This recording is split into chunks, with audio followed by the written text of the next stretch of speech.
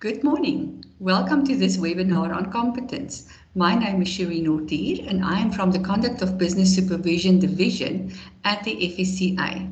With me today is Stefanie Rossouw from RFD, Regulatory Framework. Stefanie, thank you so much for joining me. Thank you, Charene. It's my pleasure to be here.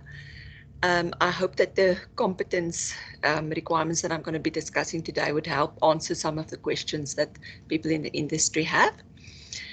We're going to be starting off with part 1 today. I just want to show the outline. We're going to be doing the competence requirements in 4 separate parts.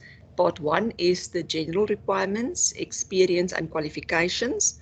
And then part 2 would be the regulatory examinations, class of business training, product-specific training. And then part 3, services under supervision. That would be a whole section on its own. And then part 4 would be continuous professional development, because we receive quite a lot of questions in that regard, and we would like to address most of those questions in that separate webinar. So let's start with today's session on the general requirements. I've included a link for people who would like to access the actual board notice, the determination of fit and proper requirements for financial services providers, and it contains all the competence requirements in Chapter 3 and Chapter 4. So you're welcome to go and have a look at the board notice itself. The reason why I included the general requirements today is to create a context for the competence requirements. It's important that people don't skip over the general requirements in Chapter 3 or in Section 12 and 13 specifically, because it creates a very good backdrop for all the other competence requirements. It shows you how the competence requirements must be monitored and controlled and what it is actually about.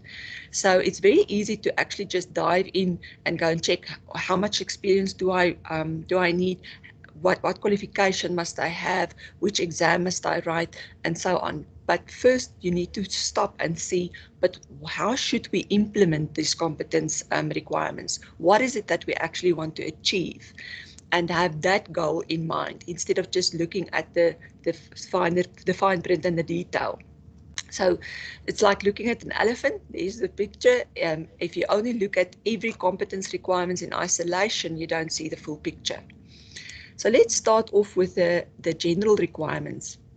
Section 12 is quite important. It's very short, but it's very, very important. It says there that an FSP key individual and representative must have adequate, appropriate and relevant skills, knowledge and expertise in respect of the financial service, the financial product and the function that they are performing.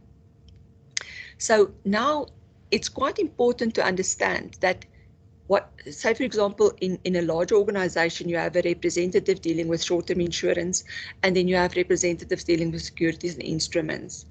The appropriate and relevant skills, knowledge and expertise that the 2 representatives require is completely different. So it's important to bear in mind that especially in larger FSPs, you have a lot more variety of representatives or a lot more products that you may be dealing with, and that the competence set for each of these representatives must be customized. So it must talk to what they're actually doing, the particular financial product, the particular financial service that they are providing, the function that they're performing. It has to be relevant and appropriate. Then they are also required to comply with the minimum requirements. That's the competence requirements set out in Part 2, 3, 4, and 5 of Chapter 3. Chapter 3 is the competence requirements, and it's important that people meet these competence requirements on an ongoing basis. And then those competence must be maintained. So again, there's a big focus on relevant and appropriate for that particular function and service that is being performed. In Section 13, there's then a lot of detail about how financial services provider must implement systems, policies, procedures to actually ensure that all of that competence requirements of all representatives and their key individuals are met on a continuous basis. So let's think about this. It says that the FSP must establish, maintain, and apply adequate policies, internal systems, controls, and monitoring mechanisms. So that's quite a lot, and it's a mouthful if you really think about the policies that would guide the actions or the processes of all internal staff to comply with these requirements on an ongoing basis. A policy would, for example, be that people receive training at certain intervals, managers need to monitor that, compliance officers need to check that. So all of those policies need to be in place. You have automated systems or processes in place to ensure that compliance takes place. There must be controls and monitoring mechanisms. So at certain intervals, there are certain people that need to check, or it can also be monitored electronically. In your smaller FSPs, it may not be all electronic, it could be manual. But as long as those policies, systems, and controls are in place, then ongoing compliance would be easy.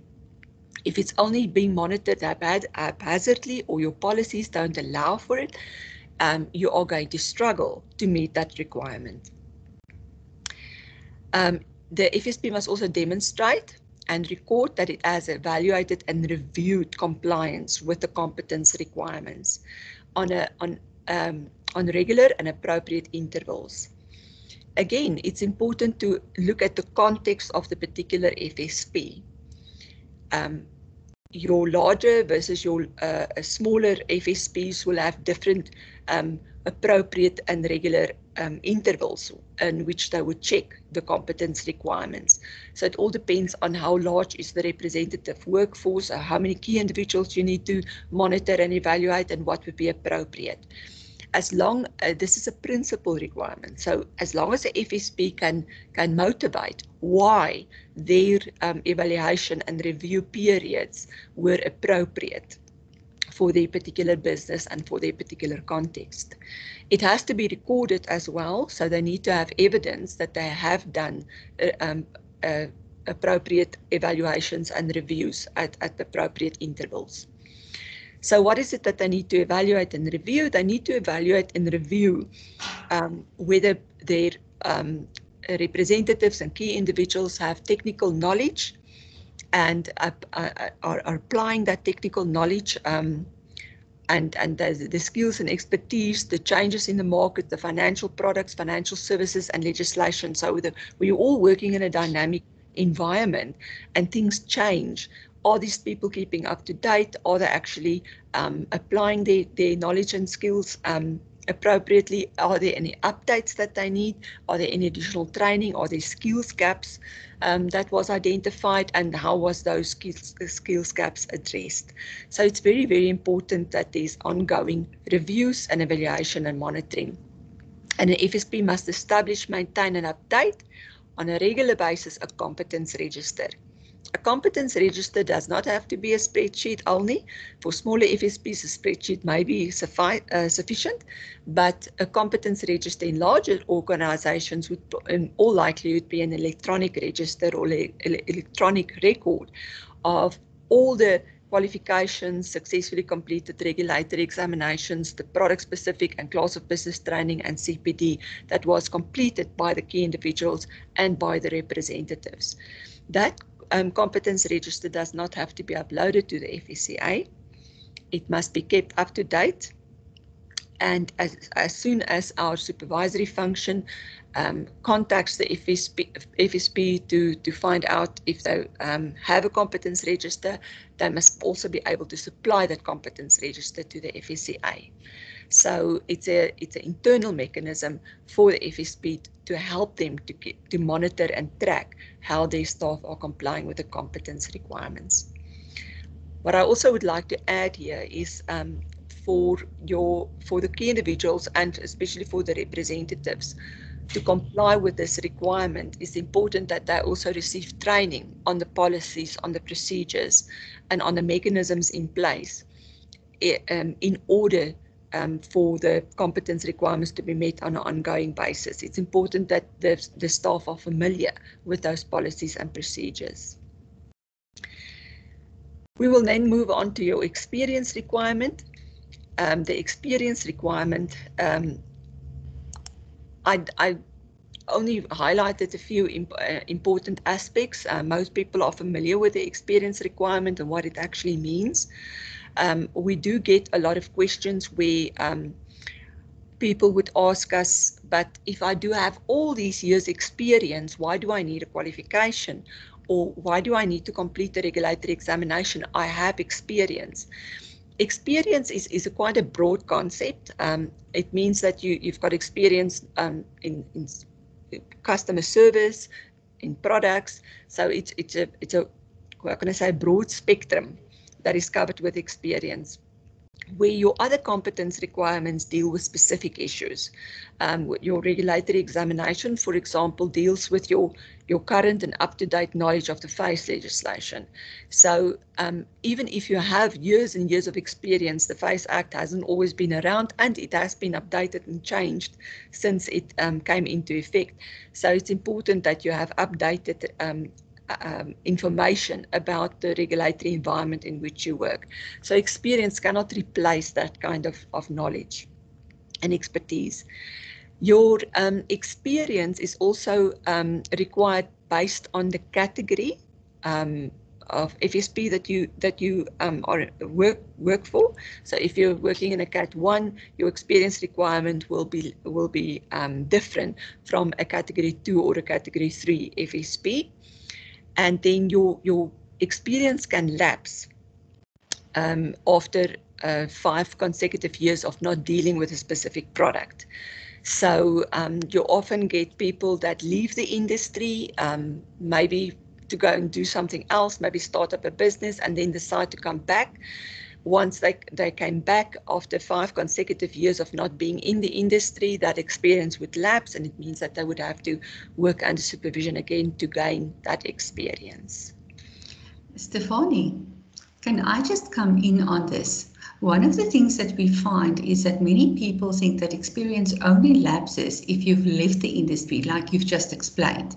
And although that is definitely one of the scenarios in which your experience can lapse, you can actually be employed in the financial services industry as a representative and or a key individual and still have a situation where your experience lapses.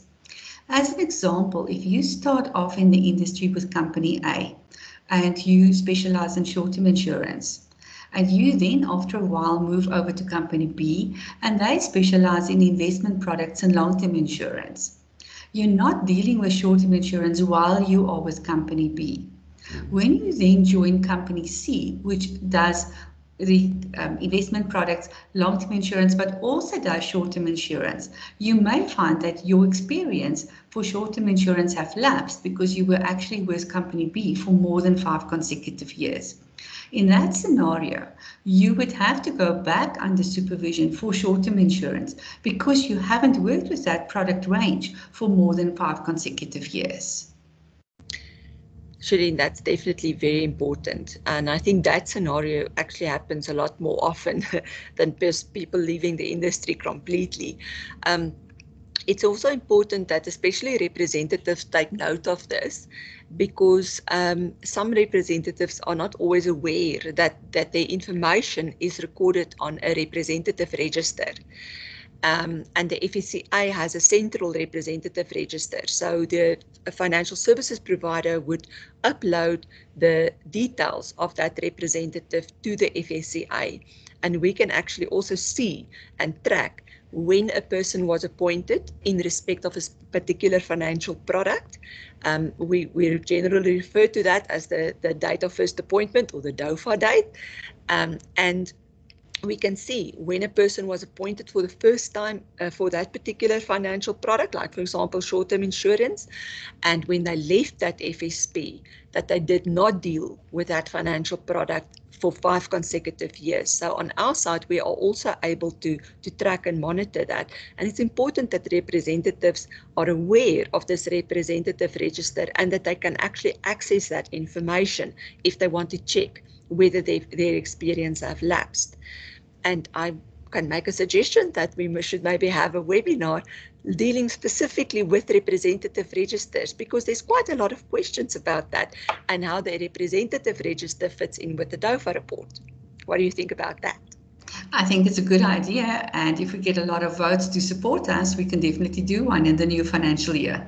So there you have it, you better vote. Okay, so the lapsing of experience in terms of key individuals, that's not specific to a product, but it's specific to the management and the oversight of a particular financial service in respect of a particular financial product. So if a key individual has managed and overseen a short-term insurance business, and they then move over to a different FSP, where they manage and oversee only long-term insurance, no short-term insurance products and so on, or business, then they would lapse. Their experience in management and oversight of short-term insurance business would lapse. So it's important that they also take note. It's the same concept, but it's not specific to a product. It's more a class of business. Let's go on to, and I keep on pressing the wrong button. Okay, let's go to the qualification requirements. Now, qualifications have created a lot of discussion and debates over the years.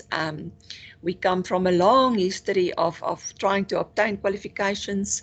In the prior to 2010, we had skills programs, and we're going to touch on that briefly now as well. But now, since the January 2010, the fit and proper requirements required full qualifications. And if I talk about the full qualification, it's generally understood that the full qualification is usually 120 credits or more. So qualifications are recognized by the FSCA specifically for the fit and proper or the competence requirements for purposes of that competency profile of individuals. We are not a replacement of the South African Qualifications Authority. We don't register qualifications on the National Qualification Framework. We don't have the mandate to actually register qualifications or to play the role of the South African Qualifications Authority. We'd rather take hands with SAQA to actually ensure that the qualifications that are developed for the financial services sector is actually relevant. And there we also work with the QCTO, the Quality Council for Trades and Occupations, and we work closely with the CETAs to provide input into qualification development where necessary when they develop new qualifications so that we can recognize it for our sector. So if we look at how we recognize qualifications, it's absolutely about relevance. The qualification needs to be relevant so that the person with the qualification can discharge their responsibilities under the Act. So again, think of context, think of the financial service you're providing, the financial product that you're dealing with, and that your qualification must be relevant to that particular service and product that you deal with. So the relevance must be based on an appropriate curriculum framework containing a body of knowledge and learning outcomes that is necessary for the person to discharge their responsibility. So the content, the actual modules, the subjects must be relevant to that particular service and particular financial product. And this is quite an important one. It must be quantitatively and qualitatively relevant to the role and the function to be performed by the person under the Act. Now, more clear than that you can't get, because it really says that it has to talk to what that person is doing. So if I, for example, have a certificate in short-term insurance, obviously that certificate is relevant to my role and function if I provide that service and if I deal with short-term insurance. However, if I'm going to be working with securities and instruments or healthcare benefits, then that particular a certificate may not be relevant for me to fulfill the role and the function under the Act. So I'm going to give you some examples just now. What I would like to just do is just to distinguish between your non-unit standard-based qualifications and your unit standard-based qualifications. Your non-unit standard-based qualifications are those qualifications that doesn't necessarily always have an NQF level or credits. They have subjects or modules that make up the qualification. And your unit standard-based qualifications have foundational, core, and elective unit standards that make up the qualification. The unit standards that we particularly are interested in is the core and the elective unit standards. They must be equivalent to at least 3 modules or subjects that are on our list of appropriate subjects. And that list is included in the board notice as an annexure, where we've identified the subjects that are appropriate to the financial services sector. And it's a long list, and it's not an exhaustive list, but it does give us some kind of guidance in terms of how to evaluate these qualifications. And it also allows FSPs and individuals in the sector to evaluate their own qualifications in order to establish whether that qualification can be recognized for fit and proper purposes or for the competence requirements purposes. So it's not an issue whether a qualification is a unit standard-based qualification or not, but it's just a guideline, because you do get these 2 types of qualifications, and in both instances we look at relevance. So that's the most important factor.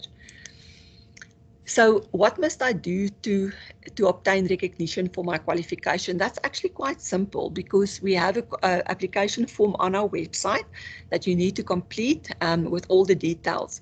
What is important is that the qualification is the one is being recognized here, not the individual. So we focus on the qualification details that is presented to us, and we don't look at the individual or the applicant that submits this application form. The application form must be completed in full, so it's just like almost like your license application. If there's information missing, it will delay the application process. So we need all the particulars of that qualification, and together with that qualification, we need a transcript. So the transcript is very important because it gives us a clear indication of what the modules or the subjects are that make up that qualification. So a lot of people would send us the certificate, and it's very nice. It's very nice to have your name there and the certificate name or the diploma or the degree name and the stamp of the university. It's wonderful, but it doesn't give us the actual content or the subjects or modules that were completed. So the transcript is extremely important. If it's a foreign qualification, the foreign qualification must be accompanied with a SAQA equivalent certificate. It is a requirement in the board notice that if it's a foreign qualification, so a foreign qualification would be a qualification that's obtained through a foreign university outside the borders of South Africa, and that means that we need SAQA to actually look at the qualification and to find the closest comparable qualification, South African qualification, so that we know how to recognize that qualification. So for all foreign qualifications, we need a SAQA equivalent certificate, and then obviously the proof of payment. So all of that is then submitted to that email address that I've included on the slide, faisqualifications@fsca.co.za, and then that application will be processed. It usually takes about 6 to 8 weeks for a qualification application to be processed. And basically, if that qualification is then recognized, that qualification will be included on the list of recognized qualifications. And I've also included a link for those that are interested in obtaining the application form. So the qualifications are recognized by the FSCA in respect of the categories of FSP. So you have a list for your category 1 FSPs, you have a list for category 2 and 2A, a list for category 3, and so on. There are 13 lists in total. The first 12 lists deal with the category 1, category 2, category 3 FSPs, and you must just read. I'm just going to show you here that list name over here actually indicates what the lists are for. We even have lists for the transitional period, for people that have skills programs and so forth. So it's important that you work on the correct list. We also have a list separately for compliance officers, but we're not going to be dealing with compliance officer requirements in this session because they've got a different board notice and different requirements completely, but we do have a qualification list for compliance officers as well. So what does the list look like? The list has a number. This number in the first column is a number that we allocate. The FSCA allocates to that qualification. It does not replace the SAQA ID or any other code. It's just a code that we allocate to that qualification for the representative register purposes. So we referred to that representative register a little bit earlier, and basically when a representative register is uploaded, that is the code, the qualification code, excuse me, that will be uploaded on the representative register that would then indicate what qualification the representative have completed. So that's the code. Then the qualification title will be in the second column. That is the qualification title as it was registered on the NQF. And if it's different from on the qualification certificate, we would go with what is registered on the National Qualification Framework, because that's the official title of the qualification. So just to give you an example, sometimes you will have, like in this instance, advanced diploma in financial planning. But if it's registered as advanced diploma financial planning, then we would take the registered title and not the title as it appears on the certificate. Sometimes there's slight differences. So you have your qualification title. I also just want to highlight that you would have qualification titles that are the same. So for example, and you will get this a lot with BCom degrees, where they all have exactly the same title. For example, the one from Northwest University and UCT and UJ, they all have the same title, BCom in accounting. Okay, so BCom accounting, they all have the same titles, but their content may be slightly different, because the universities have autonomy. They can decide what is contained in their particular qualification. So there will be differences between the qualifications, even though they have the same title. And this is the actual reason why we're also including the institution name in the third and the fourth column, the institution number and the institution name. We don't recognize institutions. So the purpose of including the institution name in the qualification list is purely to be able to differentiate between the BCom accounting offered at UCT versus the BCom accounting offered at in the WU or Northwest University. So that's the only way that we can differentiate between qualifications. If you have a BCom accounting as an example, and that BCom accounting at the university that you attended is not on the list, then you need to apply for your qualification to be recognized, because it means that that version of your qualification is not recognized on the qualification list. Then we have a SAQA ID. Not all qualifications have a SAQA ID number. You will find on the qualification list that sometimes you would see a code there that's a FSB code. That's when we started off with this qualification, we were still a financial services board, and then we allocated a financial services board code to that qualification if there was no SAQA ID or if it wasn't registered on the National Qualification Framework. It often happens that we allocate that code to foreign qualifications just to have a code, or where a qualification is a historical qualification that wasn't registered on the National Qualifications Framework, but we still recognize it because the content is actually still relevant and appropriate. So we would allocate a FSB code to that. The level is basically just the level of the qualification as it is registered on the National Qualification Framework.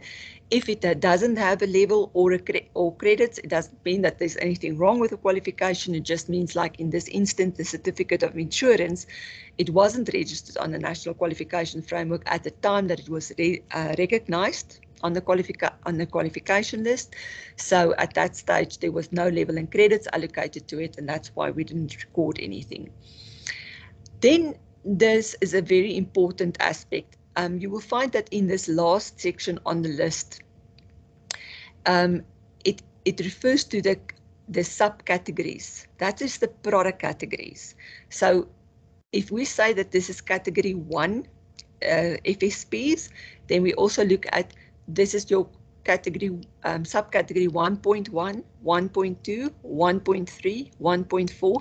Those are all the product subcategories that you get for category 1. So your qualification will be recognized in terms of a financial product. And we often get the question, but I completed the certificate in insurance. Why do I now have to do another qualification? Because I've already got my qualification. And I'm now dealing with securities. So if you look at the way that this certificate in insurance was recognized, it was recognized for product categories that are short-term insurance related.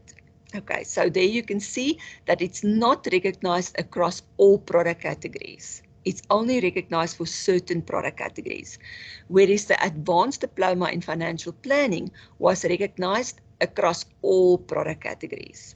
So a person that did the advanced diploma in financial planning can move around and deal with various different product categories if necessary, if that is relevant, without having any problems with their qualification requirement.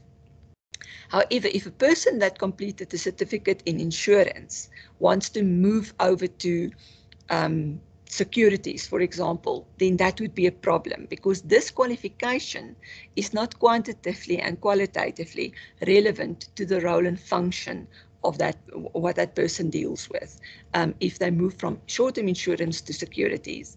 So this is how you can see how your qualification is relevant to the specific financial product that you are dealing with. Stefanie, yes. If I can come in there, we often get asked by people who are just starting their career in financial services, what qualifications should they choose? Now, firstly, we can't recommend a qualification to any person. That is not our role, that is not our level of expertise. There are people who are really qualified in the education field who can help with that. But if we can say to people that it depends on what you want to do in your career. If you want to become a specialist in a particular field, then there are wonderful specialist qualifications, and they really do a deep delve into specific aspects of certain subject matters. And they're going to equip you to become the best specialist you possibly can from a knowledge perspective. There are other qualifications that take a broad approach to a wide variety of subjects that can give you a very broad application across the industry, but they're not necessarily going to take you to that specialist level on a specific subject. So it depends on what you want to do, which qualification is going to be best suited to you at that stage in your career. We also have to understand that people's careers evolve. And what is suitable at one stage in your life might not be suitable at a later stage in your life. So you may actually find that in 5 or 10 or whatever many years in the future, you have a personal individual need to obtain additional qualifications. Yes, absolutely agree with you, Charene. I have to say that I don't know if it's a short-term insurance issue, but you would find that a lot of people that started out in short-term insurance stays in short-term insurance. So you don't really get the scenario that I painted to say that, yeah, you want to move over to securities. It doesn't happen that often. But yes, it's important to bear that in mind so that when you do enroll for a qualification, that you actually think long-term, what would be the most suitable qualification for you to complete if you would want to make career moves going forward sometime in the future? What would be a qualification that may be recognized across all categories so that you don't have any issues with a qualification anywhere in the future? It is important that we keep in mind that your qualification must be relevant to the product category. It may not be very specialized, but it will equip you then to actually deal with a very broad range of products going forward. And also there are people that move from a category 1 FSP to a category 2 FSP. So that must also be kept in mind, because the difference between the two license categories is that you can still render certain services under a category 1 license with no degree. It could be a diploma or a certificate.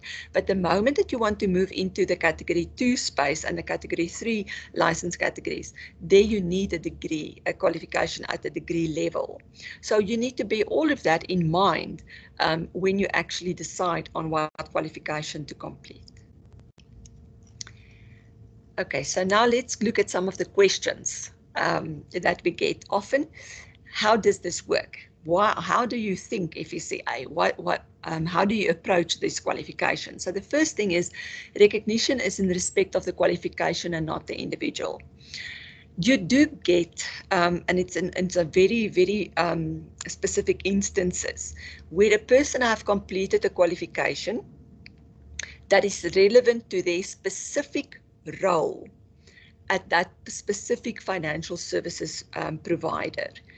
But it's not a qualification that we would recognize for the broader industry.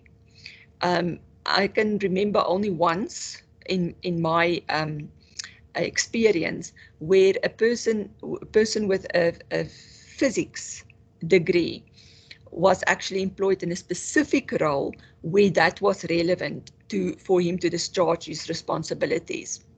And in that particular case, we don't put the qualification on the qualification list, because the qualification list is for the broad sector. So in that particular case, the person had to apply for an exemption because it was relevant in his specific context, but his qualification was not a qualification that can be applied broadly in the sector. So it's important to bear in mind that your qualification is what will be recognized on the qualification list. And if Charene, for example, completed the certificate in short-term insurance and she applied for recognition of that qualification, then when I come into the industry and I also completed that certificate, that qualification will already be on the list and I don't have to apply. So it is the qualification that is recognized and not the person.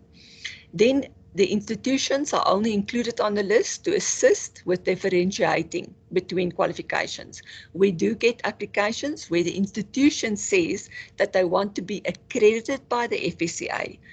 The FSCA cannot accredit a provider to provide a specific qualification. That is not our ambit, it's not our mandate, but we only look at the qualifications to see whether they are appropriate. So accredited providers, that is the arena for the CETAs and for the Department of Higher Education. So we don't get involved in accrediting any providers. Qualifications are recognized per category and subcategory. It's important because people will apply for exemptions to say, but I want exemption from the qualification requirement because I now want to move to a different product category or do a different, perform a different function. And they don't always understand that if you have a product, a qualification that's recognized across all the product categories, then you don't have to apply for an exemption. So there's a lot of misinformation in the industry in that regard. There are also 12 lists in total for FSPs. So as I mentioned to you when I showed you the example, please check the heading to ensure that you're working on the right qualification list. I have included the link to the qualification lists in the previous slide, so please use that and you can download all the qualification lists. The qualification codes that we allocate to a qualification is different from SAQA code, and the SAQA ID of a qualification actually change, and that is a query we get very often. So what happens is the South African Qualifications Authority have a policy in place where they review qualifications after a specific period of time to ensure that the content of that qualification remains up to date. It's usually around 4 years for every 4 years that the qualification will be reviewed.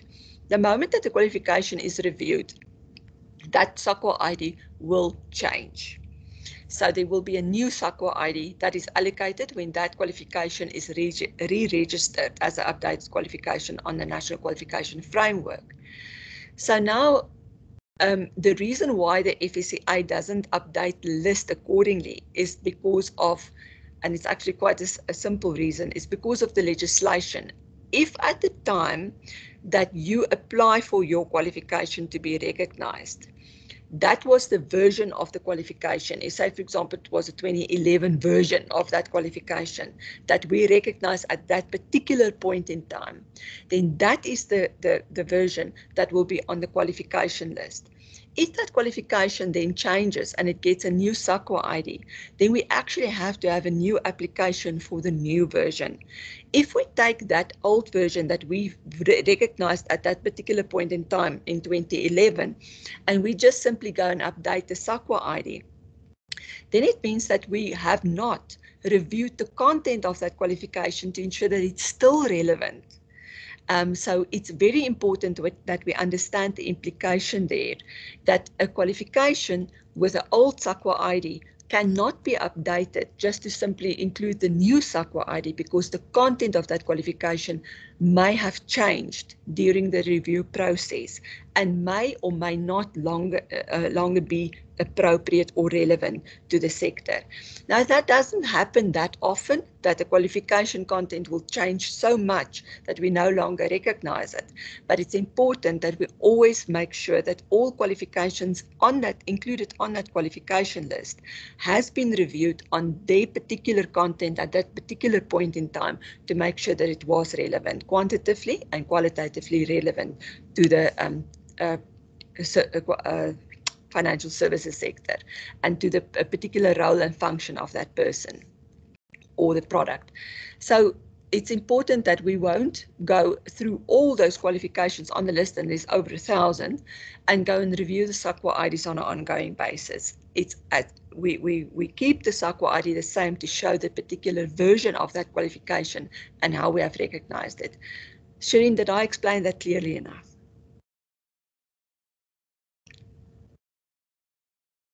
I think you may be muted.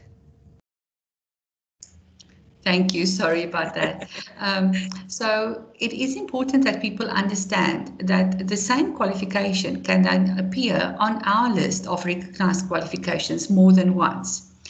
And it's not a mistake on our side. It's going to depend on the SAQA code, because the SAQA code indicates the period that qualification was valid.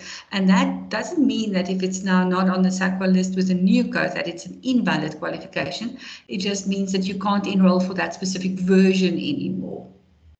So the version of 2011 is not the version that is available in 2021. Even if the title of the qualification has remained the same, the version has changed because the content was updated to reflect the current needs and requirements for a specific qualification. Yes. Thank you, Charene. Okay, so I've also explained the FSP codes already. It's a code that where there's no SAQA ID, then we allocate a code to that qualification. And there's also a question, does the level of the qualification really matter? So previously with skills programs, the level did matter. Now the level doesn't matter that much. It only matters when you are dealing with, or when you're employed by a category 2, 2A or 3 FSP, because in those categories, you need a qualification at a degree level. So that would be NQF level 7 or higher. So that's the only time that the NQF level actually matters. Otherwise, if you're working for a category 1 FSP, the level doesn't matter. It can be a certificate, it can be a diploma, as long as it's relevant to the financial products that you deal with. So let's go a little bit back into history, and we go and look at your skills programs, because we still do get quite a lot of queries. A lot of persons working in the industry came into the industry very long time ago. They've completed skills programs, and then somewhere down the line, they then encounter some difficulties with these skills programs, or questions are raised. So let's just address these questions now. But you will see that in Board Notice 194, it no longer makes provision for skills programs at all. So we phased out skills programs. From 2010, we only require full qualifications. However, if you did complete a skills program during the transitional period, that's the period prior to 2010, then that skills program is still relevant under certain conditions. So let's just look at it. Look at the skills programs. If you completed a skills program in respect of a specific financial product, say for example, again, let's take short-term insurance. You did your NQF 4 skills program and you obtained your 30 or your 60 credits for that particular product category. And that's still what you're dealing with today. You haven't changed product categories. Then that skills program is still sufficient. No changes. But if you now suddenly in 2021 want to change from short-term insurance and now go and deal with what example would be good? Pensions. Then it's completely irrelevant. It's not relevant anymore. It's not appropriate to the product that you now want to deal with. So there you may be required to complete a certificate or one of the full qualifications on the qualification list. But if you've completed the skills program and you're sticking to the products that you had at the time of completion of that skills program, then there's no problem and it is still recognized. So basically how a skills program works is you have a full qualification, and please, the example that I have on this slide is only as an example. Full qualifications can have more than 120 credits. So this is just an example that a full qualification of a minimum of 120 credits, and skills programs are then registered against that full qualification as individual smaller learning programs. And they would consist of 30 credits, sometimes 32 credits, sometimes 31 credits, but they are registered against that full qualification. So oftentimes what we find is that the full qualification was discontinued. It may have been replaced with another qualification, or there was no update for the qualification, so the qualification was discontinued. That means that if you completed a registered skills program against that particular qualification, then you can no longer go and complete the rest of the skills programs to obtain the full qualification. And that was the original model, is that if you have a skills program, say for example, you completed skills program 1 and 2 against the full qualification, and now you decide, I also want to complete the skills program 3 and 4 so that I can obtain my full qualification. You can only do that if that qualification is still available, and if that is and there are providers that can actually help you to complete the remaining portion of the full qualification. So it's important to check if you do have a skills program and you do want to actually convert this to a full qualification and complete the outstanding modules, that you actually make sure that the qualification is actually still available and it's still registered and it hasn't been discontinued. So if we say one of the questions is, can my credits expire? Your credits don't expire. It can't expire. Once you've obtained a skills program and you completed the skills program, there's an official record on the National Learner Record Database of SAQA to say that you've completed that skills program, and nobody can take that away from you ever. So you do have that record. But where people interpret their skills program or their credits to have expired is when they actually want to deal with other product categories, and now their skills program cannot be recognized for those product categories. Then their experience is, or their perception is, oh, but my credits are worthless. It's not. For the particular product categories that you dealt with where that skills program was actually relevant at the time, it's still appropriate for those product categories. But if you want to change product categories, then it may not be appropriate any longer. Can I still complete the full qualification? Yes, you can, if that qualification is still available, if that qualification was not discontinued, and if the enrollment period allows you, because every qualification has got a specific enrollment period and a teach out period. So they would say that you need to enroll for that qualification by a specific date in the future, because after that the qualification may be discontinued. So if that qualification is still available and you can enroll for it, then you can complete the full qualification. What happens if the training provider closed down? This happens very often, especially people that completed their skills program prior to 2010. So they've completed the skills program, and the training provider through which they did that skills program closed down after they completed the skills program. And that training provider may not have uploaded those unit standards that the person completed as part of that skills program to the relevant SETA or the Sector Education and Training Authority. That creates some problems, because now what happens is that there's no official record that the person completed those unit standards, and you can't go and question the training provider because they know where they closed down. So the SETAs do have support for learners like that, and they do assist learners where they are caught up in a situation like that, where there's no official record for the programs that they've completed. In certain extreme cases, it may be necessary to do a recognition of prior learning to update the official record and to make sure that the official record is created for you for those credits, but that's only in extreme cases.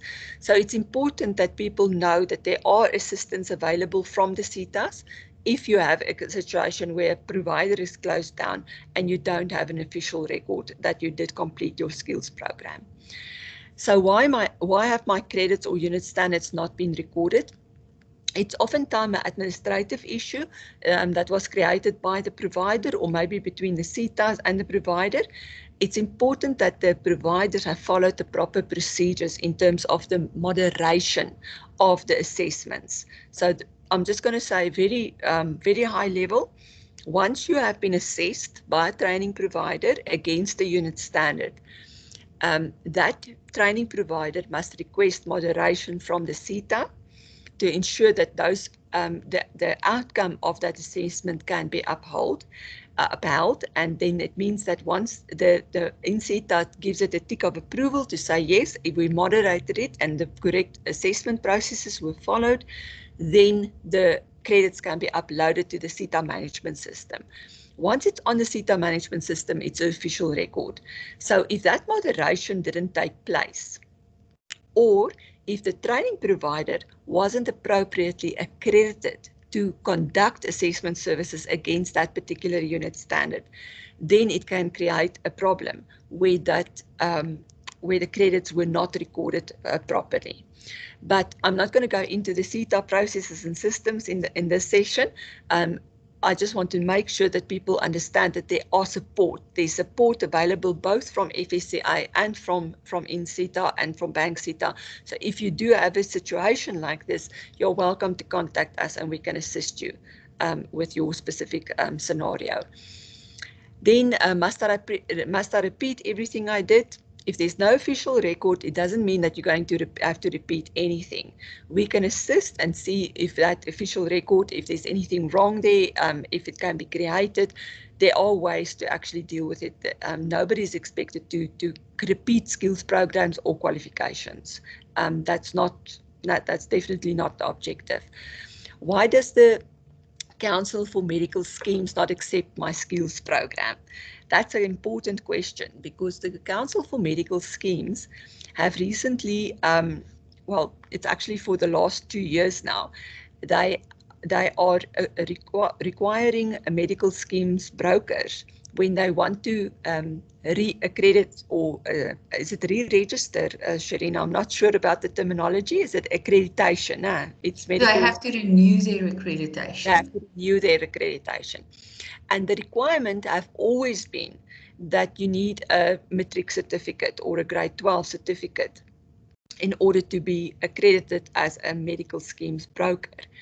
And there was an exemption previously, or no, sorry, we need to edit that out. No, it was always a requirement for people to have a matric or a grade 12 certificate in order to be accredited as a broker.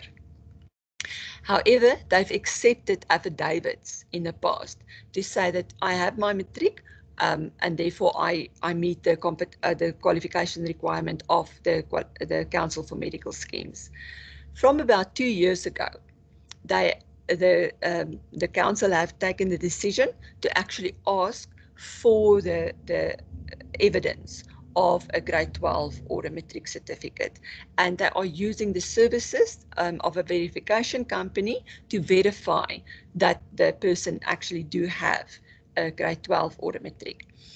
So what happened now is that a lot of people don't have their matric certificates anymore. It got lost, it got stolen, or something happened to it, and they're not able to produce the matric certificate. So what the CMS does is they are able to provide an exemption for you to obtain that matric certificate, either from the Department of Education, and a lot of people have a problem with that as well, to obtain that matric certificate. They will also allow you some time during this initial exemption period to actually then obtain a certificate if you didn't have a certificate, but they're not willing to just repeat the exemption over and over again. So it's important that once you receive this exemption from CMS, to actually go and get either your matric certificate from the Department of Education. If they have lost the record, or if they're unable to get the record, then you are going to have to complete a certificate. The CMS does not recognize a skills program as an equivalent to a matric, and that must be clearly stated. They don't recognize it as an equivalent to a matric or a grade 12. You have to have either an official national certificate or a grade 12, or you need to go and complete a certificate for purposes of CMS accreditation. Would you like to add to that, Charene? No, Stefanie, I think that was quite clear. It is important for people to remember that your CMS accreditation has to be renewed every 2 years, and you have to apply for this renewal timeously. Don't apply the day before the renewal will or your accreditation period will lapse, because then you might have a small problem. And we know that people like to wait until the last minute. So can I urge you to not wait until the last minute and to renew this timeously? And as Stefanie has said, if you've lost your qualification proof, and it happens, people move, there's stuff that happens in your house and you just can't find your certificate. The CMS does have a process where you can apply for an exemption to give you time to then find that certificate so that you can prove it. But you do need to make sure that you obtain the proof, because without the proof of your qualification, they are not going to renew your accreditation with them. Yes, and it's important also they won't be lenient to actually repeat the exemption over and over again.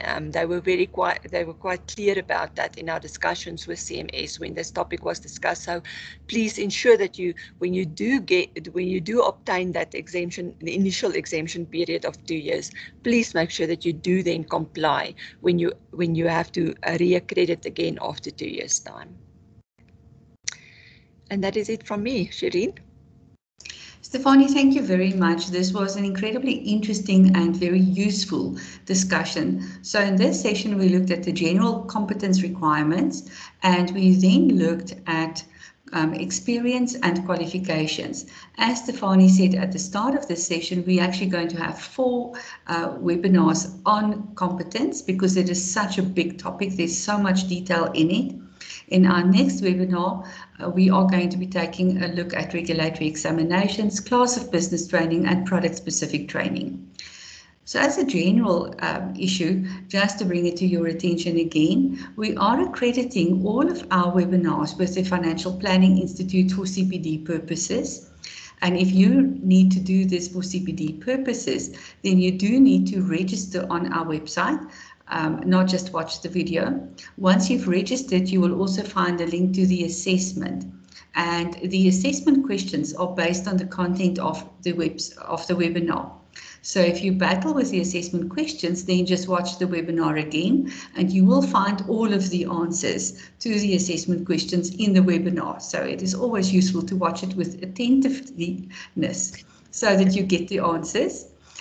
We're not trying to catch you out, but we do need to prove that you did actually watch the webinar so that you qualify for your CPD recognition. You can then download, after you've successfully completed the assessment, you can download your certificate and save that to your records, and that will also have to be recorded in the competence register that Stefanie alluded to earlier during this webinar. And if you can't remember the competence register, watch the video again. Thank you so much for your participation, and we'll see you at our next webinar. Take care.